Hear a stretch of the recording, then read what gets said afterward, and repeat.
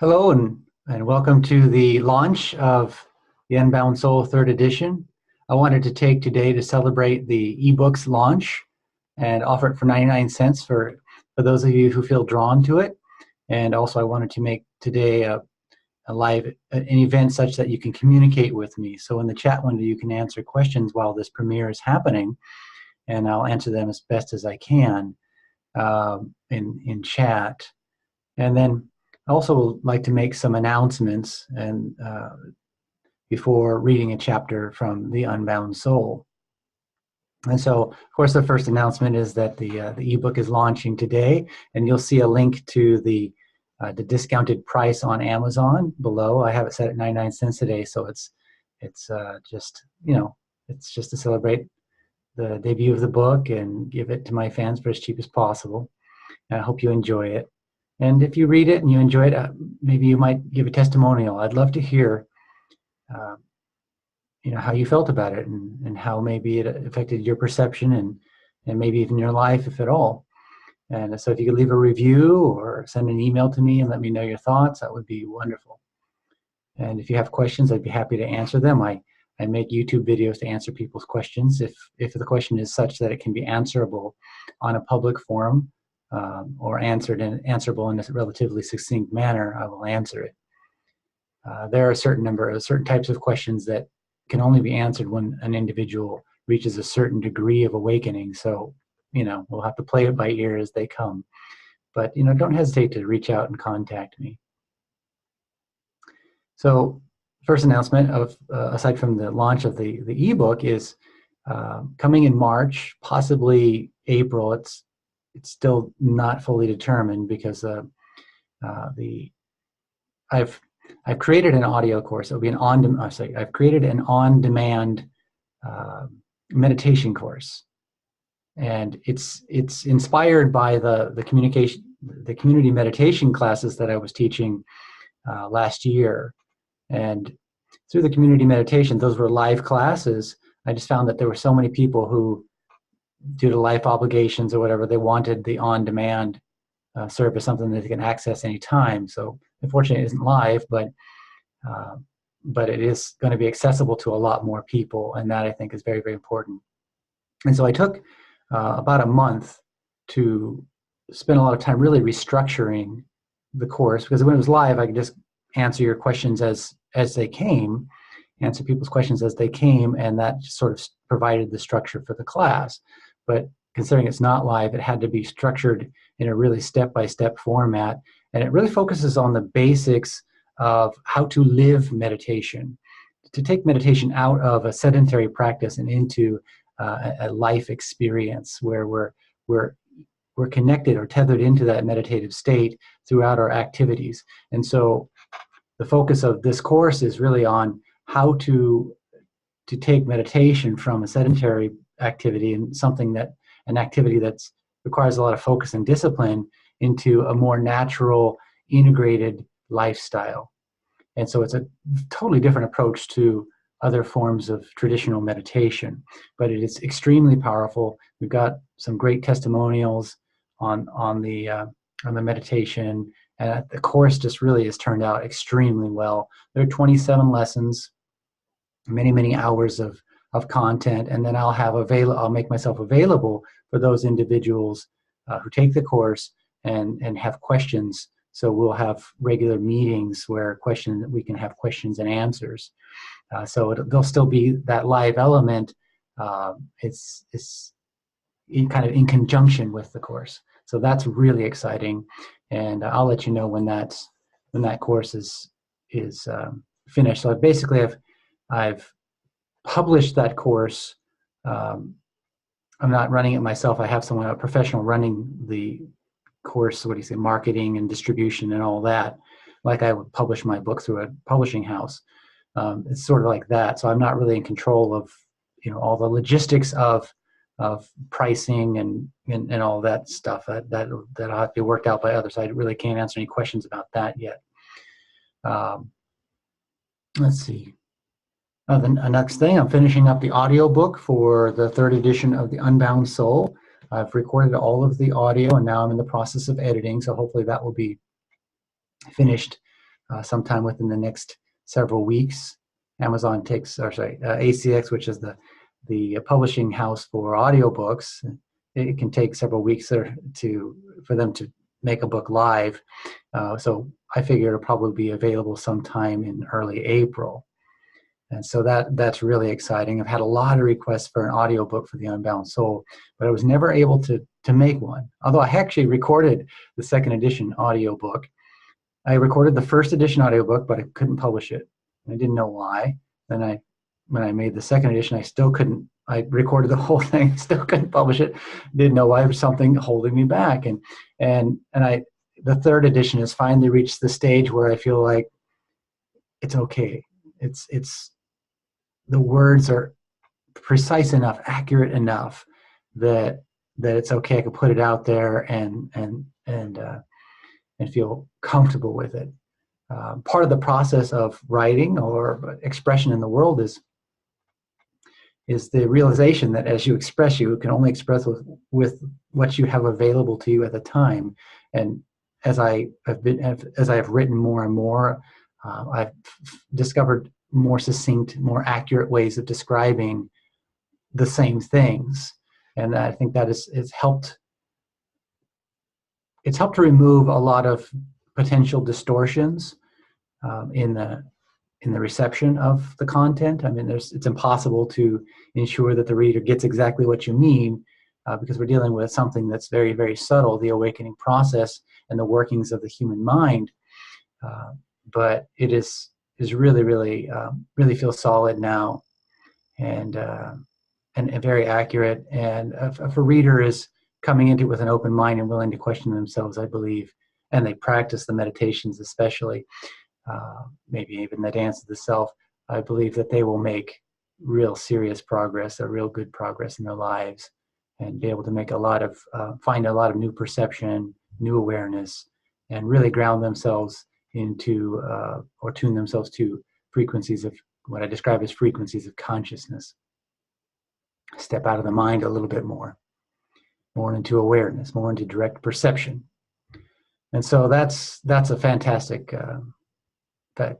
thing as far as I'm concerned, is get that audiobook out. And it's great that finally it could come to fruition. And it tells me that really the Unbound Soul has gone through enough iterations that it's really matured. Now, I write all of my books almost like people would write software, where they're updated, they're constantly updated and improved. And so I suspect that the Unbound Soul in like manner will continue to improve, because things can always improve. And being a self-published author, that is an option to me that it's just not an option through a publishing house. You write something in a publishing house, it's frozen in time until the next huge iteration, which is hard to do. That oftentimes publishing houses don't want to produce a second or third edition, especially for a work like The Unbound Soul, which is not really going to be, it's a topic that's going to be focused on really a niche audience of the relatively small handful of people that are interested in spiritual awakening, authentic, sincere spiritual awakening. I'm surprised so far there's been about 15,000 readers of The Unbound Soul. So that's a very solid sales history so far. Really blew me away when I saw that number. And, most books sell a couple hundred copies and they're done. Yet bestseller is 5,000. And so we're doing really, really well getting this word out. And so if you have friends or family, or anybody who's interested in spiritual awakening and would like some insights into that process by someone who's walked this path for a long time, you recommend The Unbound Soul to them. Might make a great gift for people too. You can go on to Amazon and purchase it for people as a gift as well. So there's a lot of great ways to get the word out. And then let's see. I think that is all I have as far as new news. I do have an upcoming book on meditation that will probably come out at the end of this year. It's really designed to work in conjunction with the meditation course that's going to be coming up. And so those two will work sort of hand in hand. The first book I have on meditation, which is Experience Meditation Unbound, it's more of a broad picture of the meditation process as I teach it, and goes into some more advanced concepts and things like that, whereas it doesn't go as deeply into the basics. Whereas the new one coming up goes much more into detail into the basics, and really also juxtaposes it versus other forms of meditation, so you can kind of get a clearer idea of what it is you're doing and what the purpose of it is. And that will help really to value the basics more. Because what I found is, and what my teachers have also stressed continually, is that people are oftentimes hungry for advanced techniques, and they skip over the basics. And really the essence of everything that's of value is really found in the basics, and the advanced methods are just extensions of those basics. So really, if 90% of what we really need to do is really in the basics of the meditation, and getting that highly refined in a joyous way, not a disciplined and willful and forceful way, but in a joyous way, so we can integrate it in our life. If we get that down, the rest of it tends to just sort of fall into place on its own. A hint here, a hint there from someone who's further down the road can sort of sort that more advanced material out oftentimes. That said, there are a few things, advanced meditations and perceptions that will likely only come to an individual after many years of practice. And so being exposed to them a little bit earlier, assuming you have been practicing, is beneficial. And that it may be possible that I will produce an advanced meditation course, on-demand meditation course, for that purpose, to save people time, essentially save people time.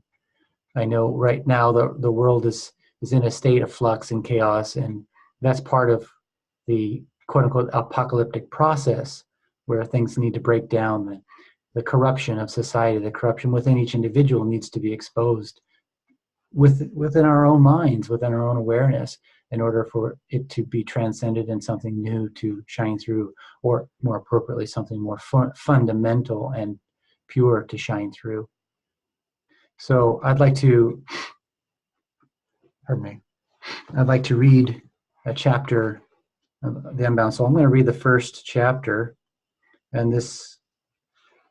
Before I read, I'll just explain a little bit about the layout of the book. So it's a memoir, but the first, I believe, 9 chapters are purely memoiric chapters. 24 chapters, purely memoir, and that goes from page 1 to 52, and then from 53 to 220-ish or so is focused on the teachings. Is focusing on how to implement this into your life.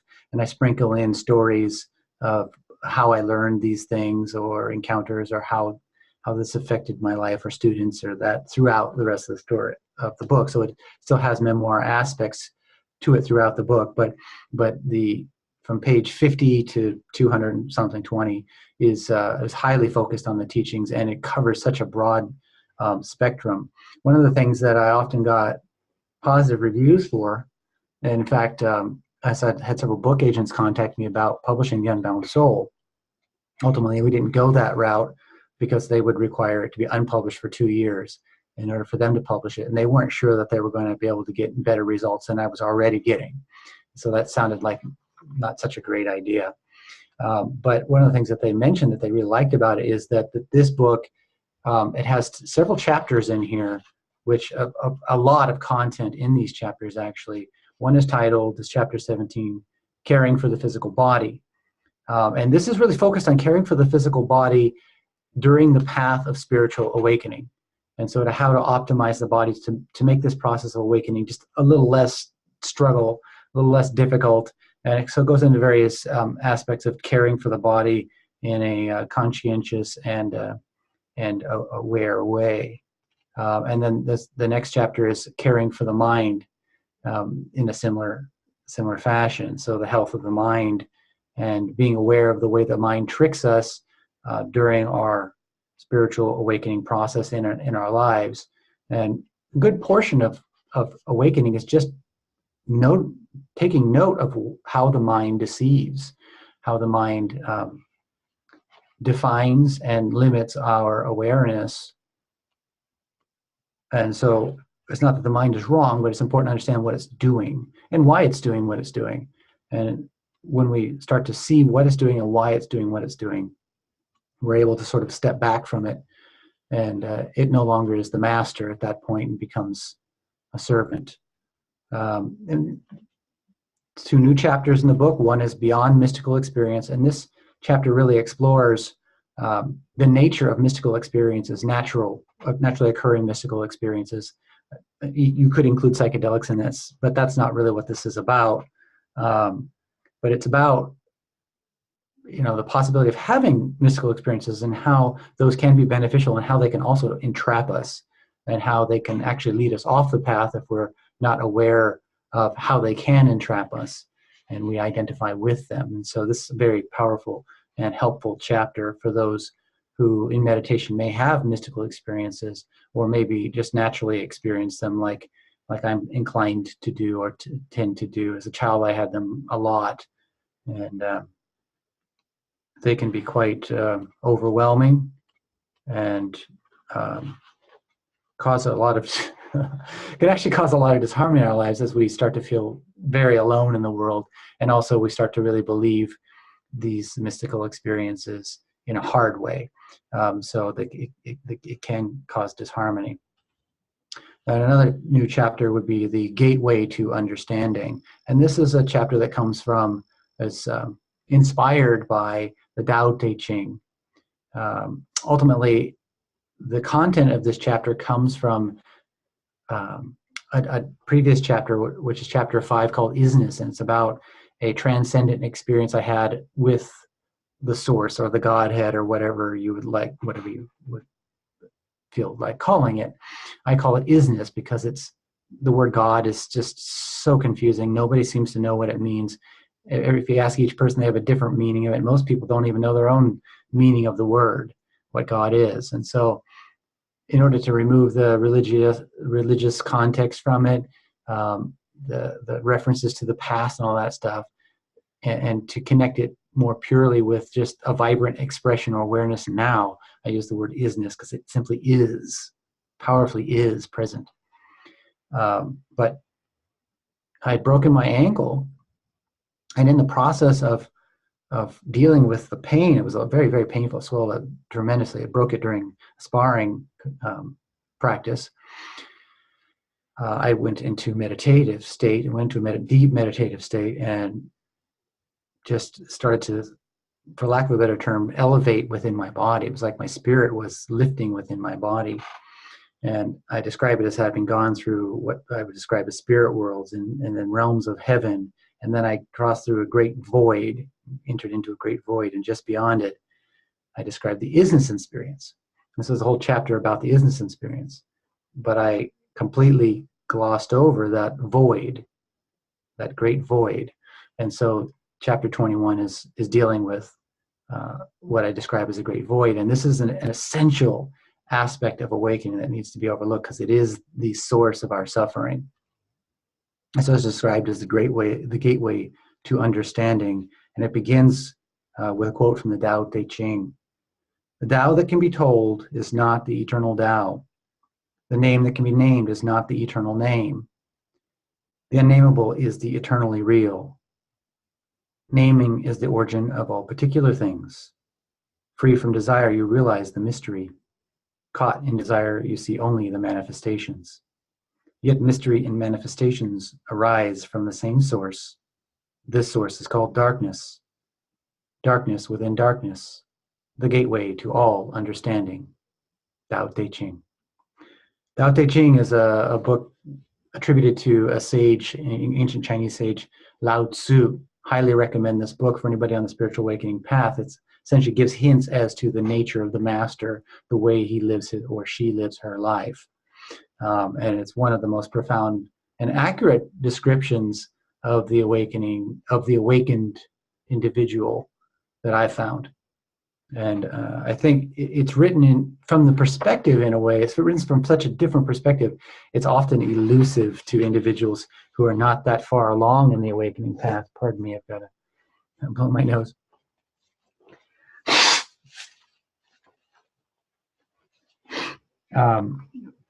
But it's also a good barometer of your own process. When I first read it, I think I read the Tao Te Ching when I was maybe 20. And I could feel the value and the truth behind it, that it was really alluding to something much deeper. But most of the sentences and most of it, I couldn't quite catch the meaning of them in a practical way. And once I went through my awakening process and now I read it, it's obvious. And oftentimes the translations miss the more fundamental truths of the Tao Te Ching. So that might be something worth addressing at some point. So in any case, I would like to read the first chapter, which is called The Promise. I grew up on a horse ranch in rural Southern California, where sagebrush and chaparral foothills seemed to stretch on forever.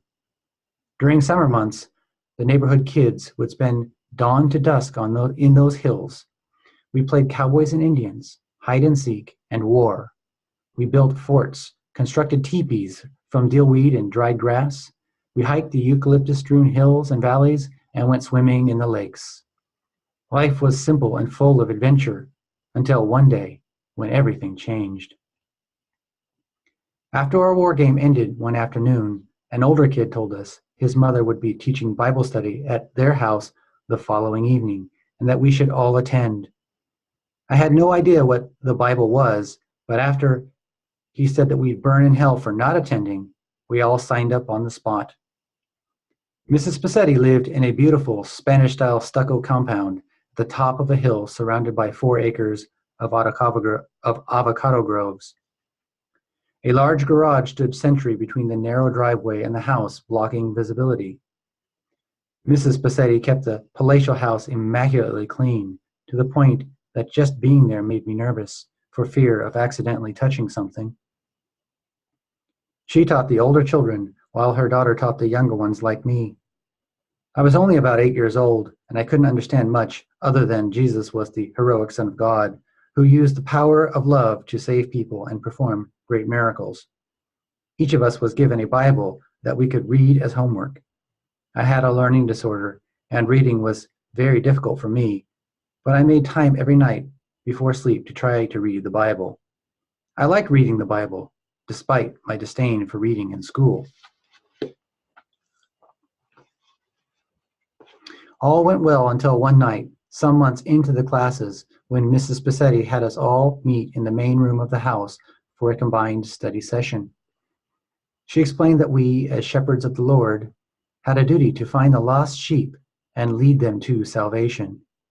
We were to convert our parents, for if they weren't born again, then surely they would burn in hell for eternity. Some of the parents were already Christians of various denominations, but according to Mrs. Pacetti, that did not matter, as only born-again Christians were truly saved. I was terrified. I didn't want them to go to hell, but how was I, an 8-year-old boy, going to convince my parents to convert? I went home that night determined. I had no idea how I was going to convince my parents, but they were going to convert. After dinner, I asked if I could speak to them about religion. They were surprised, but said that religion was an adult subject and that we would have to discuss it as adults. They asked me if I were willing to have this adult discussion. Pride welled up within as I said, yes. My father asked me if I had a Bible, which I quickly retrieved from my bedroom while he got his 2 Bibles. Together we had 3 different Bible translations. I told him that Mrs. Pacetti had warned us that our parents would go to hell if they didn't become born-again Christians. Gently, my father asked if I believed God to be a loving being. Yes, I said. He then asked, is it loving to send someone to hell for eternity just because the person wasn't a born-again Christian? I was losing confidence and tears welled up. He then asked, if you were God, "Would you send us to hell for not being born-again Christians?" I said, "Of course not." He went on, "Would you love or respect a God that would send people to hell just for being of a different religion?" After thinking about it, I realized I would not respect that God. In fact, I wouldn't even like that God. He told me of the many people in far-off lands who might never hear of Christianity. He asked if people should be punished if they had no knowledge of Christianity and therefore no ability to choose to become born again. He then told me about Islam, a religion that teaches that all who worship deities other than the one true God, Allah, go to hell. Who is right? Who is wrong? Is everyone going to hell? We opened our Bibles and began comparing verses. He had me read the text and then compare it to his Bible translation. They were slightly different. And from these small variations, I saw that the outcomes could be quite different understandings. Looking at the resurrection story of Matthew as compared to resurrection stories of Mark, Luke, or John, we could see the accounts were drastically different. After Jesus is removed from the cross, his body is entombed, and the entrance covered over with a large boulder. Because Jesus claimed that he would resurrect in 3 days, some of his followers went to the tomb to investigate and ritualistically care for the body, if it were there. The stories of each book differ quite dramatically as to what occurred at the tomb. The Gospel of Matthew describes an earthquake and an angel descending to roll away the stone and sit on it. In Mark, the stone is already moved away. The text mentions a young man dressed in white, with no indication as to who he is. In Luke, the stone had been rolled away, and inside the tomb are 2 men in dazzling attire, whereas in John, the stone was moved away from the entrance, and no one went inside to check on Jesus' body. Which story was correct? I had no idea. At the end of our conversation, my father confided that he didn't presume to know the truth and didn't think anyone else knew either. He asked me if I really wanted to know the truth about God. I nodded. He said, "Then you must be very honest, keep an open mind, and keep searching." Later that year, I began to have a series of very powerful dreams, wherein I wake up in a dream state that had far more depth, wherein I would wake up in a dream state that had far more depth than waking reality to find a man lying on the floor in the middle of my bedroom. The room was filled with a feeling of love and warmth, and I had a strong desire to approach him. When I came close enough to look into his eyes, he would sense compassion and infinite understanding. I could sense compassion and infinite understanding, and instinctively I knew this was Jesus Christ. His eyes glowed with love, and yet there was also a deep sorrow. I looked at his body and realized something was wrong. It was sagging. I returned my gaze to his eyes, and he pleaded, "Help me." I tried to help him up, but his forearms squished in my hands like a water balloon. I realized he had no skeleton.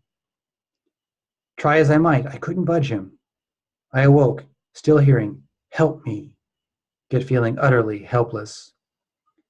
How could a child help Jesus Christ, I wondered.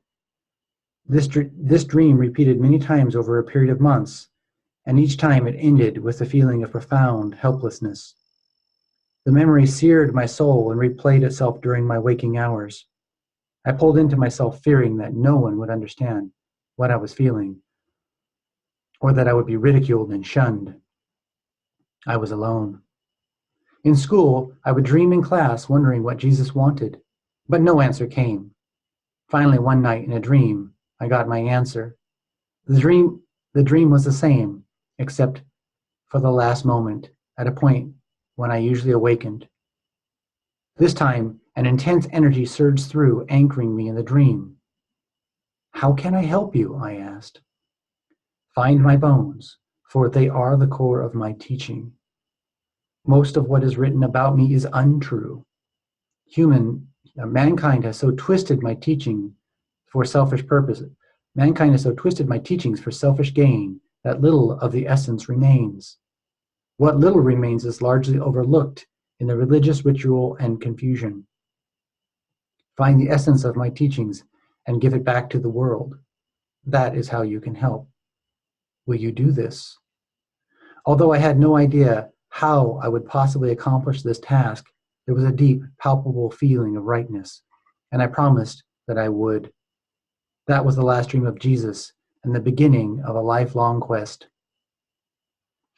Some people have asked me, do I feel that that was really Jesus that visited me? Was it just a dream?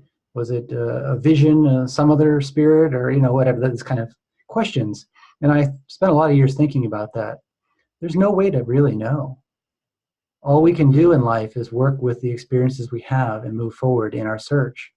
And what I can say about this dream is more important than was it Jesus or some other master, or was it just a dream, was that it gave a value, it gave a direction for my search to begin. And that paid dividends. So it really doesn't matter to me if it was Jesus or not.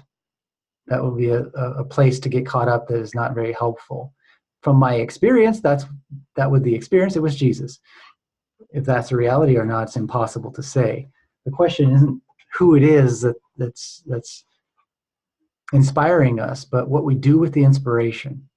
And so hopefully you'll find this book very interesting and inspiring and insightful in ways that maybe you hadn't considered before, or shine a different light on a situation that compared to the light that you've seen with it before.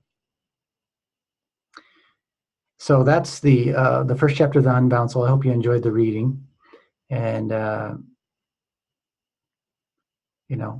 down below there's going to be a link to the ebook. And please understand, this book is not really a religious book. There are religious quotes in it, but it really is about experiencing, not knowing the truth. No, it's not about knowing the truth. It's about experiencing the truth. Because truth, as it is way beyond the mind's capacity to understand, to know. In the New Testament, it says, "Know the truth, and the truth will set you free." That statement is inaccurate. It's either an inaccurate translation, someone misunderstood the words that Jesus said, or failed to write them down at the time when he said them. Whatever happened there, that was a misunderstanding. It's not actually know the truth, and the truth will set you free. It is experience the truth, and the truth will set you free. Because one cannot know God. It's not something that can ever be encapsulated in the mind as knowledge. It's so far beyond the mind's capacity to contain. All that can happen is an establishment of a relationship, or an opening, I guess would be a better way of saying, an opening to the experience of what is. And I don't describe that as God, because the word itself is just too many associations that are false or wrong associations or inconsistent associations. The truth of what is, that is shining through your body and all around us. It's not an experience that's far away. It's the most fundamental experience that most of us simply have not experienced, because it's covered over with too much mental activity, too much mind, too much inner darkness. So I hope you enjoyed the reading. Go check out the book on my Amazon page. I also have a link down below to the on-demand meditation course. So you can go there and at least sign up for notifications about it and that sort of thing.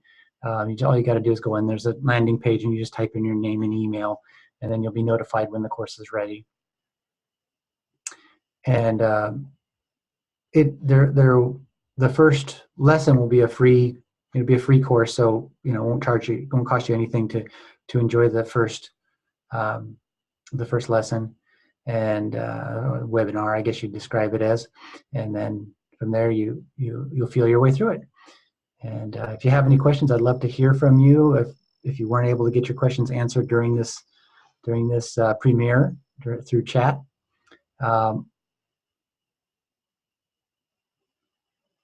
If I can, I'll do a live Facebook page just after this video is over. I've not used this technology before, so I'm going to give it a try. Just look in the chat below, and you might see a link to it, to where the live Facebook video will be. And and then hopefully we can get some people there and we can just enjoy a chat. We'll give it a try. If it doesn't work, it doesn't work. It's just an attempt to see how that, test out the technology and enjoy a little conversation between us. Thank you so much for watching. Bye-bye.